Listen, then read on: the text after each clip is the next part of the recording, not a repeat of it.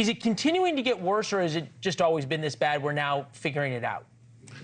Look, I think it's continuing to get worse right now. I think what we have today is a sense that we have more performance artists coming to Washington, D.C. I think that the incentives are aligned to have people who can perform and get, more social media hits as opposed to having serious legislators. And I think our incentives are a little bit reversed today. So, yeah, I think right now it's in a downward spiral.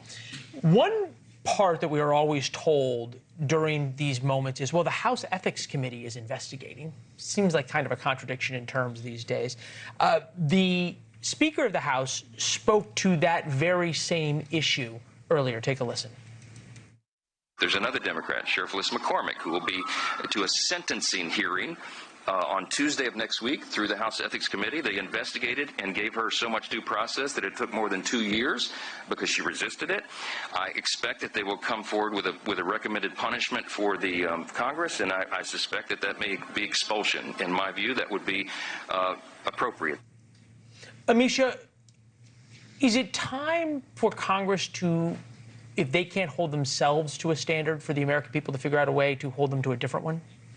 Absolutely. In the same way that I don't think that, in police brutality or misconduct cases, police officers are the best at, weeding out their own, I don't think Congress is either, especially when the issues are as rampant as they are. Because as you stated in your intro, this is not solely a Republican problem or a Democratic problem. It is across the board. And it's actually not a new situation. Right now, I think because of the outgrowth of social media, because people are sharing things more, we're seeing a lot more people be more vocal about it. But at the end of the day, most of what goes on there, people there know that it's happening. And they protect their own. They protect their own. Okay, so Laurie, is there any hope? Yes, there is hope if we get a lot of these Democrats and Republicans out of there. But I just want to talk about the women really quick. Women want to be in the same rooms as men. They want to be able to advance their careers in the same way as men. They want to be able to build these relationships as men, but they want to be able to do it without having to navigate inappropriate behavior by men that are in power. That's the bottom line here. And whether it's an intern, whether it's a staffer, whether it's anything, they all have to go, in my opinion. This is inappropriate. It should not be in the workplace, and women need to be protected along with men, because we've also heard stories of that as well. Yes, that has happened. It's interesting that Corey Mills, a Republican from California, or from Florida, tried to draw the distinction about why he is so much better than Eric Swalwell and his misconduct allegations. Here it is. There's many things that's been accused and allegations against me. I mean, look, at one point in time, they tried to make a claim of domestic violence, even though no one actually claimed there was domestic violence, and had never been arrested, had never gone to any proceedings, and was essentially just something where there's a bad breakup. It's just interesting kind of seeing how you're guilty by accusation as opposed to the way the rule of law really and truly works. Okay, Mark, when you're explaining these things, you are losing, sure.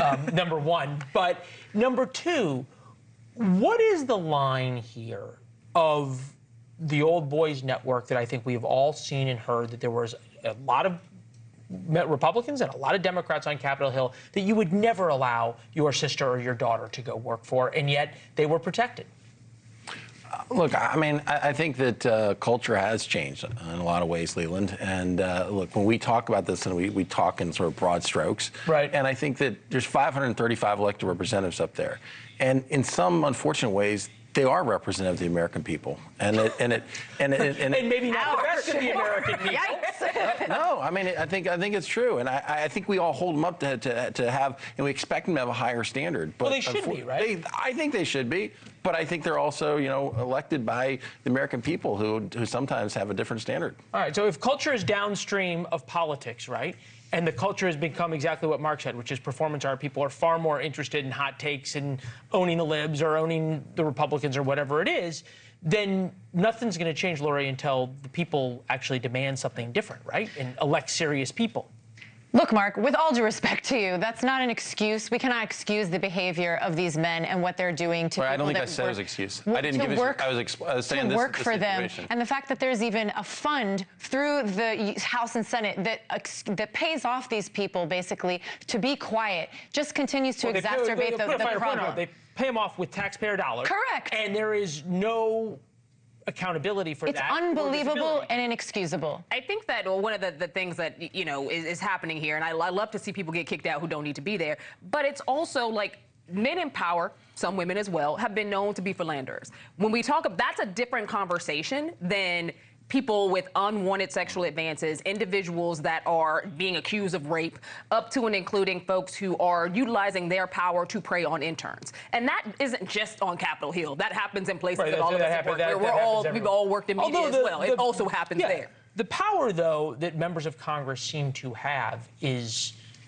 far greater, and the power to protect themselves seems far greater. Sure, I agree. I mean, I think that you have seen on both sides that Matt Gaetz was engaged in more sex trafficking and he was protected. But, I also think that in this current situation, you read a lot of reports that Eric Swalwell was like, it was well known. Well, if it was well known, then how come nobody was really actually talking about it or doing anything about it?